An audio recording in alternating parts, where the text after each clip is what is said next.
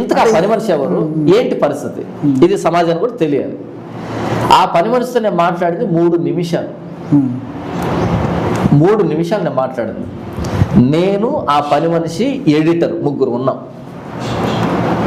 నేను ఆ పని మనిషి ఎడిటర్ ముగ్గురు ఉన్నాం. ఉదయం 8 గంటల టైం అది. 3 నిమిషాలు మాట్లాడాను. ఈ 3 నిమిషాలలో ఏం జరిగి ఉంటుంది, ఏం మాట్లాడి ఉంటాను, అసలు విషయం ఏంటి అంటే ఆ 3 నిమిషాలు మాట్లాడిన తర్వాత నేను 1000 రూపాయలు డబ్బు ఇచ్చాను తనకి. 2 500 కాగితాలు ఇచ్చాను. ఎందుకు ఇచ్చాను అంటే నాకు 2 చిన్న ఆడపిల్లలు ఉన్నారు, అందుకని నేను పని చేస్తున్నాను అని చెప్పింది ఆ కాన్వర్జేషన్లో. తను చదువుకుంది, పని మనిషి కాదు, తను చదువుకుంది, డిగ్రీ చదువుకుంటాను. నేను అడిగాను, మరి డిగ్రీ చదువుకుని ఎందుకు పని మనిషిలా చేస్తున్నాను అంటే, సార్ నేను పని మనిషిని కాదు, నేను కంపెనీలో పనిచేస్తాను, నేను మా భర్త ఇద్దరం కంపెనీలో పనిచేస్తాం, వర్కర్గా పనిచేస్తాము. అయితే ఏంటంటే నాకు 2 చిన్న ఆడపిల్లలు ఉన్నారు, వాళ్ళిద్దరి కోసం ఇంట్లో ఉన్నాను, ఇంట్లో ఖాళీగా లేకుండా ఈ ఇల్లు ఆ ఇల్లు 3 ఇల్లు మాత్రమే నేను పని చేస్తున్నాను సార్, నేను పని మనిషిని కాదు అంది. అప్పుడు తను దాదాపు 2 సార్లు 3 సార్లు రిపీట్ చేసింది, నాకు 2 ఆడపిల్లలు, నా చిన్న ఆడపిల్లని, నాకు ఆడపిల్లలు, నాకు కూతురు ఉంది కాబట్టి నా జేబులో ఉన్నటువంటి డబ్బులో ఒక 500 ఒక పాపకి, ఒక 500 ఇంకో పాపకి 1000 రూపాయలు ఇచ్చాను ఆమెకి, అంతే. ఇది జరిగింది. 3 నిమిషాలు జరిగినటువంటి వ్యవహారం ఇదంతా. బయటికి ఎలా వచ్చింది? బయటికి ఎలా వచ్చిందంటే ఆ తరువాత ఈమె అక్కడి నుంచి వెళ్ళిన తర్వాత నేను ఫ్రెష్ అప్ అయి బయటకు వచ్చేటప్పటికి ఈమె లేదు బయట. నేను అడిగాను ఎడిటర్ని, పని మనిషి ఎక్కడ అంటే లేదని చెప్పాడు. ఆ కన్వర్జేషన్ ఏం మాట్లాడంటే, ముందు తనకి ఎలాగైనా నేను డబ్బు ఇవ్వాలి అనేది నేను ఫిక్స్ అయ్యాను. ఇవ్వాలి, ఏ రీజన్తో ఇవ్వాలి, రీజన్ లేదు నాకు. అప్పుడు నేనేమన్నా అంటే, అమ్మ మీరు పని చేస్తారా లేకపోతే బట్టలు కూడా ఊతుతారా అని అడిగాను. అప్పటికే నేను 1 వారం ట్రిప్లో ఉన్నాను, బట్టలు ఉన్నాయి. నేను ఎందుకు అడిగాను ఈ మాట, తనకి డబ్బు ఇవ్వాలనిపిస్తుంది నాకు.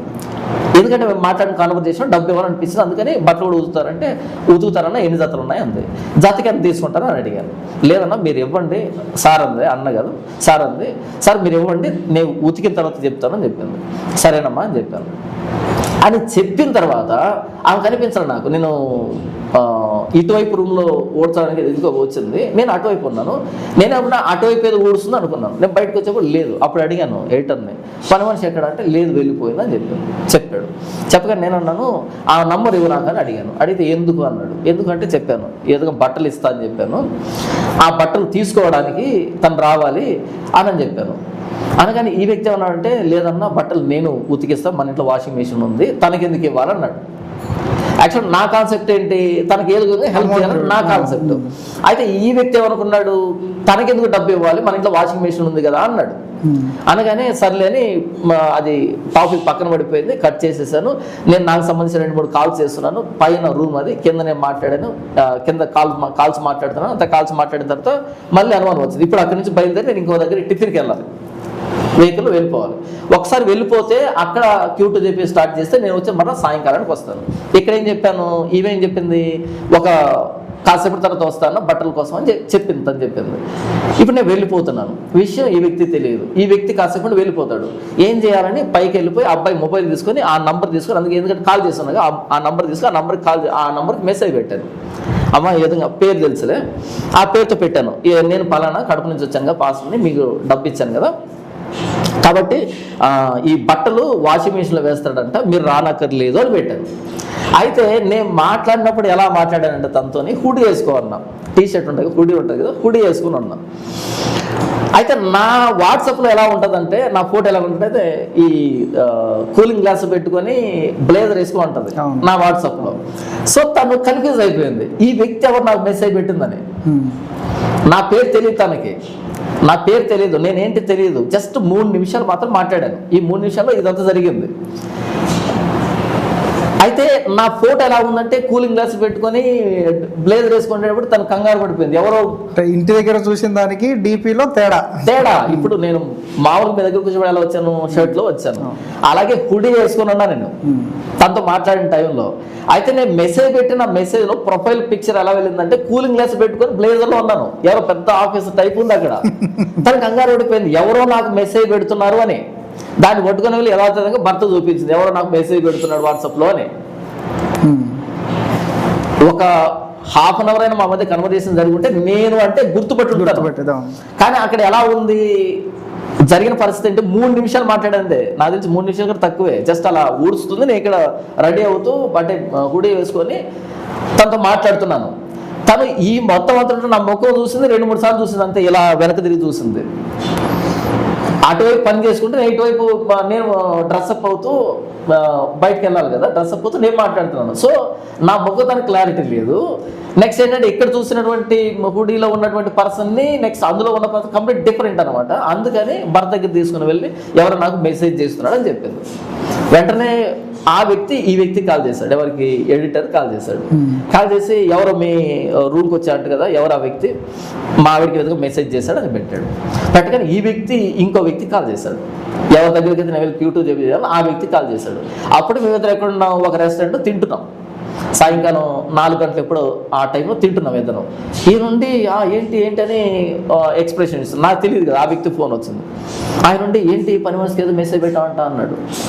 నేనేం మాట్లాడలేదు, ఆ మొబైల్ ఎలా అని ఆ మొబైల్ అలా తీసుకొని జస్ట్ అక్కడి నుంచి పక్కకి వెళ్ళి 2 మాటలు చెప్పాను అంతే. ఫోన్ కట్టు.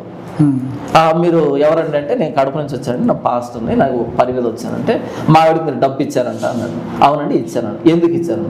హెల్ప్ అన్నాను. ఎందుకు అన్నాడు. ఎందుకంటే నేను పాస్ట్ అండి, నాకు ఎవరైనా చిన్నపిల్లలు కనిపించినా లేకపోతే ఎవరైనా తక్కువగా ఫైనాన్స్ స్టేటస్ కనిపించినా వాళ్ళకి నేను సాయం చేస్తాను అండి, నా అలవాటు అది అన్నాను. హెల్ప్ అన్నాడు. తప్పని పొరపాటు చేశాడు. తీసుకొచ్చి ఆయనకి ఇచ్చేసాను. ఇదంతా 1 మినిట్ జరిగింది. ఈ ఫోన్ కాన్వర్సేషన్ 1 మినిట్ జరిగింది. ఫోన్ ఇచ్చేసాను. ఒకవేళ ఇప్పుడు అక్కడ ఏదైనా తేడా జరిగితే వాళ్ళ భర్త ఎంత హంగామా చేస్తాడు? నేను నాన్ లోకల్, వాళ్ళు లోకల్, అక్కడ పక్క వీధి, అక్కడ వచ్చి గొడవ చేస్తారు కదా. అలా ఈయనుండి అలా ఎందుకు ఇచ్చావు ఎలా ఎందుకు ఇచ్చావు అని నేను చెప్పాను. నేరుగా కారు వాళ్ళ ఇంటికి పదా అన్నాను ఈయన్ని, ఎందుకంటే విషయం తెలియదు కదా వీళ్ళకి, అసలు జరిగింది ఏంటనో తెలియదు కదా. అక్కడ పద అంటే లేదు కొడతారు తిడతారు నీకేం తెలియట్లేదంటే, స్వామి మీరు అనుకున్నది ఏం లేదు అక్కడ. ఎప్పుడు కొడతారు తిడతారు, నేను వాళ్ళు చేయబట్టుకొని లాగితానో లేకపోతే ఏదైనా బ్యాడ్ కామెంట్ మిస్బిహేవ్ చేస్తే అప్పుడు కొడతారు తిడతాను. నేను చిన్నపిల్లన్నా నాకు తెలియదా, పద అంటే లేదు అన్నాడు. సరే రూమ్కి వచ్చిన తర్వాత పెద్ద సీరియస్ అట్మాస్ఫియర్ క్రియేట్ అయింది అనమాట. అసలు ఎందుకు మాట్లాడావు అది, అవును నా ఇష్టము, నీకు మాట్లాడడం ఇష్టం ఉండదు, నాకు ఇష్టం మనుషులతో మాట్లాడతాను. మొత్తానికి చెప్పాను. చెప్పిన తర్వాత అయినా నమ్మకుండా ఫోన్ చేశారు. ఇప్పుడు 3 ఉన్నాం అక్కడ స్పాట్లో, 3 ఉన్నాం.